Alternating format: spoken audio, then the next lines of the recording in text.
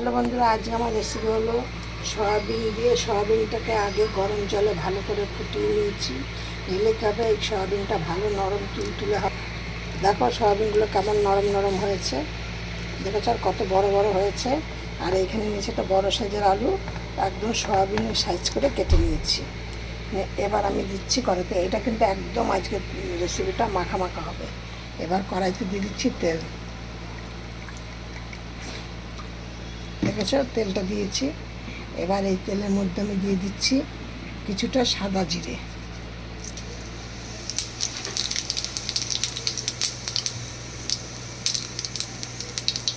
আর দিয়ে দিচ্ছি কিছুটা দারচিনি আর 3টে এলাচ, আর দিয়েছি একটা তেজপাতা, আর দিলাম একটা লঙ্কা। এবার এর মধ্যে আমি এখন দিয়ে দেবো আলুগুলো। একদম আমি আলুটাকে হালকা হালকা একটুখানি এপাশ ওপাশ করে নেবো, নিয়ে আমি এর মধ্যে দিয়ে দেবো।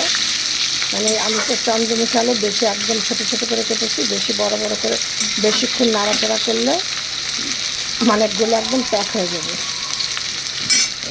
এবার এর মধ্যে দিয়ে দেবো আমি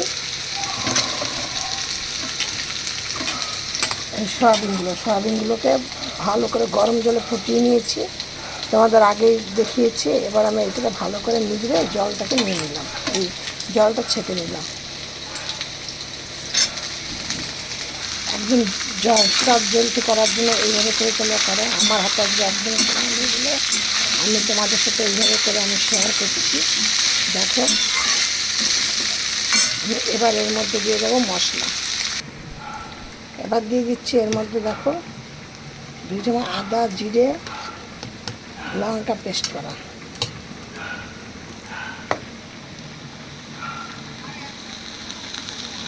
আর দিচ্ছি কিছুটা হলুদ গুঁড়ো,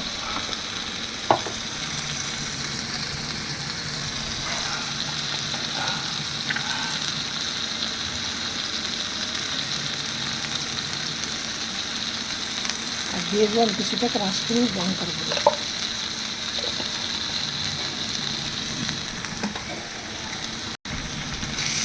এবার এর মধ্যে দিয়েছি কিছুটা জল।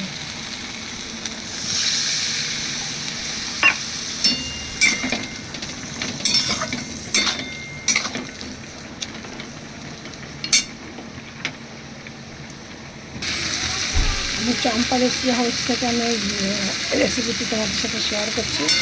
তোমরা একদম চটচলছি এইসব করে সয়াবিন আলু কষা করো, দেখবে দারুণ খেতে লাগবে। এবার আমি এর মধ্যে দিয়ে দিচ্ছি জল একদম অল্প দেবে, কষা কষা করে।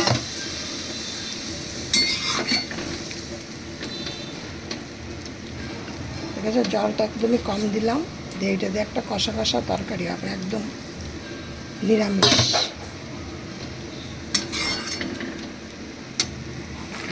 দেখো আমার তরকারিটা কিন্তু হয়ে গেছে, কালারটা কত সুন্দর এসছে দেখো। এবার এই তরকারিটা দিয়ে কিন্তু তোমরা গরম গরম ভাতে বা রুটিতে সব কিছুতে তোমরা খুব সুন্দর খেতে পারবে।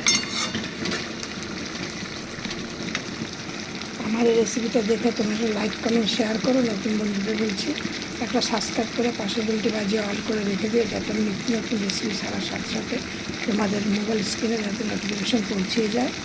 আর একটা তোমরা লাইক করো।